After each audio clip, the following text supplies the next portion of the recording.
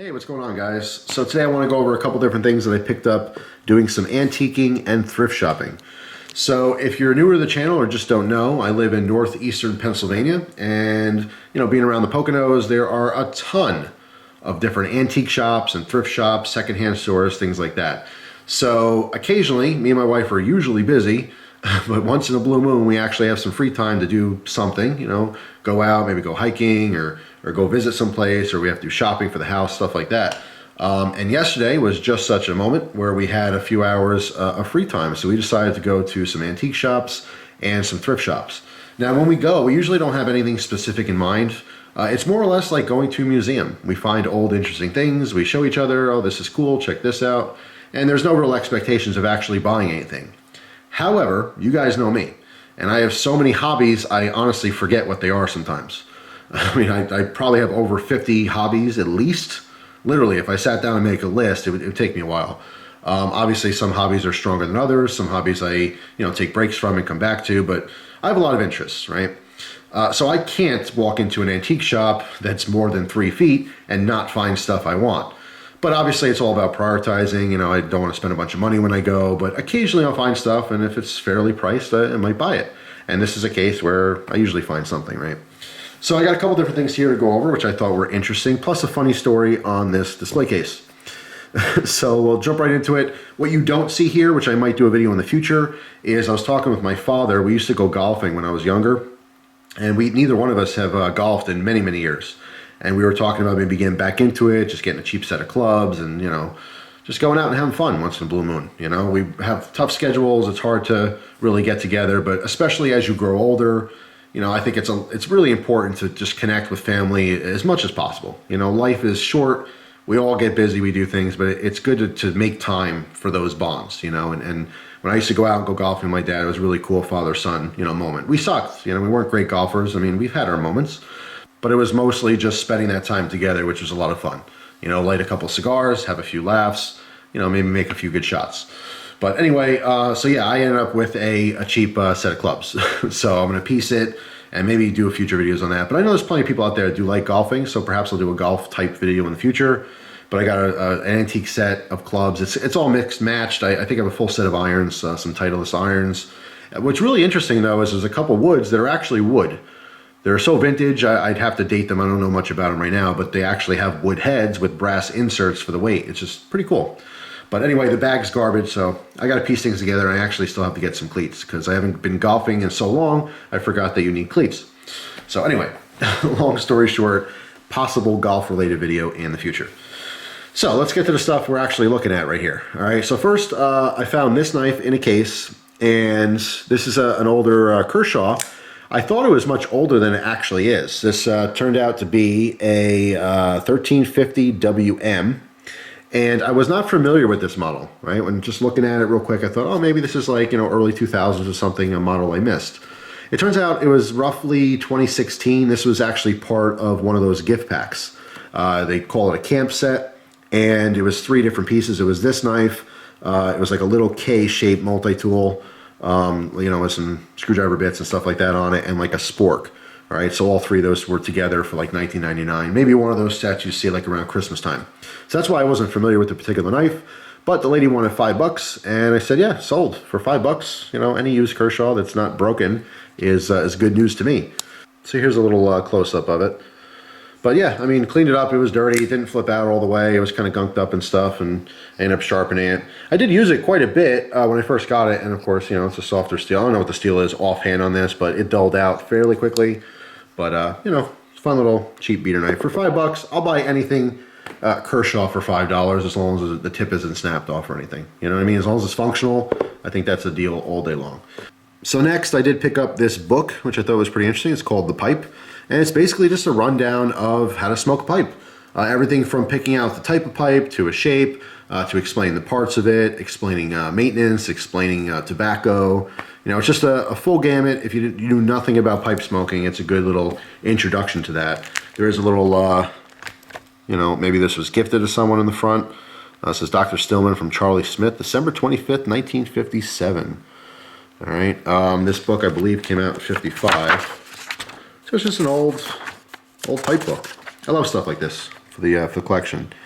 So the first version was 1954. This is a 1955, perhaps a revision. This is first printing.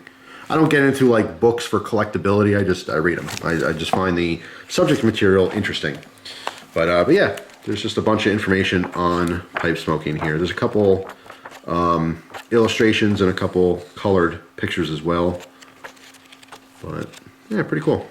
It's a little pipe book from the 50s. Nice. I have a nice big chunk of briar, which actually I got for Gus as a Gus chew toy.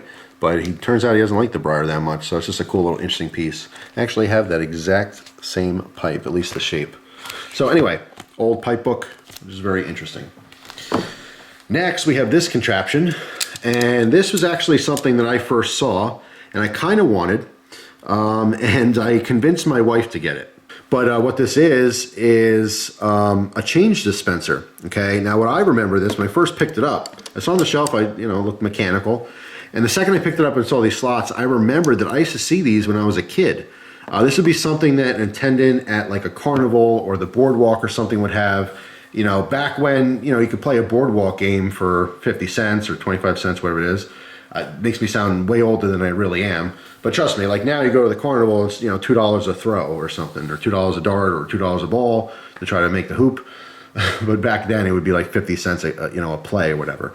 So you would give a physical dollar, and they would have these. And in this particular case, this has a couple different ones. From what I understand, these individual tubes can be interchanged. Okay, so you can do as many as you want. This happens to be 4 of them. I believe this holds quarters, dimes, nickels, and pennies, but this possibly could be nickels and nickels or something. It's hard to really tell. But yeah, how this works is you would load up the change on the top. Okay, this obviously has some clips and a larger loop, so you'd have this through your belt. So it's curved to your body. So this would be sitting on the right side or left side of your body, depending on what you are, righty or lefty. And when you wanted to make change, you would push down this lever. It would, dispense a coin. Okay, this happens to be the quarter one, so there's a quarter. All right, so you give the lady $1, 2, 3, 4, there's your change. I just think it's really cool. I specifically remember it from going to the boardwalk when I was a kid. But it seemed like it was in decent shape. This actually had a tag on it, so I mean the surface rust that's on here is probably just from storage. But it's a very simple concept how this works. It's just a tube that holds the change. Okay, and when you put this lever down, you can see it lifts up. It basically, gravity holds the coins in this slot. So as you're pushing forward, it's just moving that out, and then it drops freely. Okay.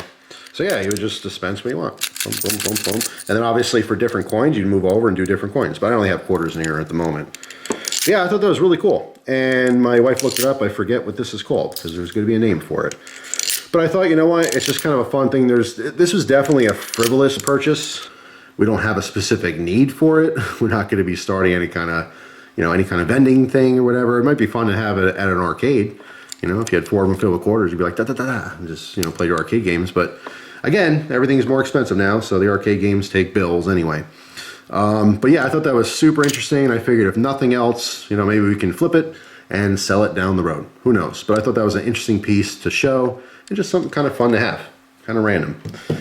Now we're at the case. I saw this display case. Okay, it's in awesome condition. I don't know how old it is or anything. I fell in love with it. The second I saw it when I walked into the store, it was actually in the front of one of the last stores we went to. And I opened it up just to make sure everything was functional. It's got a big old thick heavy duty piano hinge on there, all these individual slots. The glass isn't scratched or cracked or broken or anything. I mean, it looked awesome. I thought it'd be a great display for my slip joints, right? Individual small slots, I can keep them open and displayed. It would look really nice. So I ended up getting this. When I got home, I was so excited to load this up with my knives, right? So the first thing I did was I had it like this, just like this on the table, okay? You open this up, and I took a case trapper, and I opened one blade, the main blade in the trapper, and I put it in this slot, and it fit perfectly. Like it was literally made for it. I was so excited, right? So, I mean, I just had the one blade open, the butt of the handle was right up against the wood, and the tip was right there. Looked absolutely beautiful, and I can envision the whole thing filled with my slip joint collection, or at least part of it anyway. I wanted to put my trappers in here at least. So then I put the next one in. Next trapper went right here. And then I went to put the third one in, and the third one did not fit. So I very soon realized these bottom two slots are just a little bit bigger than the rest of the slots. All these other slots are like identical, but these bottom two are just a little bit wider. What I think happened, whoever built this, they were spacing these properly, and maybe they ran out of one or whatever, or maybe they didn't like that it was a weird little spot. I have no idea, but this was placed over so it was just a little bit bigger. So I couldn't display at least my trappers. Now I will use this for something, but it's funny because I had a very specific purpose for this. And you know, the other knives, putting them in here, I wanted them to sit sideways so you could see the scales, obviously. You could see the blade shape, the whole thing, and the markings and everything. There's no sense in displaying them with just the spine showing or anything like that. So I'm like kind of laughing, and I told Christine about this, and you know, she's laughing. She's like, oh, what are you going to use it for? What are you going to display? And I'm really trying to think of what I have that I can use for this for. And there's a bunch of random things I could put in here, but I mean, there's nothing specific, but I was joking around. I had her rolling because I told her, I'm like, I have no idea. I have to start a new collection. And maybe it's just the way I said it, but I said I have to start collecting something else now that I have a display case. she was cracking up. I said, yeah, I'm gonna make a little like template, and I'll have to go to the store with my little template to see, you know, what items I can collect that'll fit in this display case I bought. So anyway, long story short, I had a purpose for it. It does not work for that purpose, but I will find something else.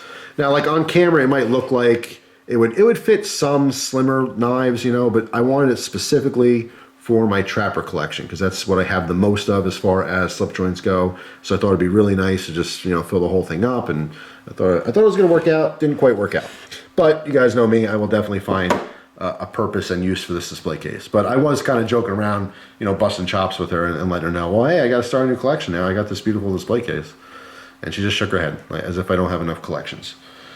So yeah, I mean, maybe I'll start collecting pens. I don't know. You guys can give me suggestions.